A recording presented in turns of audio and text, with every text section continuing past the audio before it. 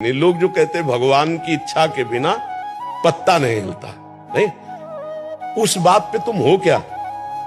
हमें तुमसे पूछते हैं कि उस स्थिति में हो कि भगवान की इच्छा के बिना पत्ता नहीं हिलता। इस स्थिति में आ जाओ और तुमसे पाप हो जाए तो हमसे बता देना। और आप दोष देते हो कि भगवान की इच्छा के बिना पत्ता। जब अपनी इच्छा को भगवान की इच्छा में मिला दी जाती है तो पाप हो ही नहीं सकता, क्योंकि अहंकार से पाप होता है। हम अपनी इच्छाओं को भगवान की इच्छा में थोप देते हैं। जैसे हमारे मन में आया कि अब ये करें, अब वो गलत हो गया, बोले अगर भगवान की इच्छा ना होती तो ऐसा गलत क्यों होता? नहीं, तुम्हारी इच्छा थी, भगवान की इच्छा नहीं थी। तुम फंसे हो अपनी इच्छा में। हम लोग अभी थोड़ा ज्ञान की धारा में है, इसलिए ऐसा सोचते हैं कि हमें देखना है भगवान की इच्छा और अपनी इच्छा, इन दोनों में भेद देखना है। अपनी इच्छा मुझे गलत ले जा रही, भगवान की इच्छा कभी गलत नहीं ले जा सकती।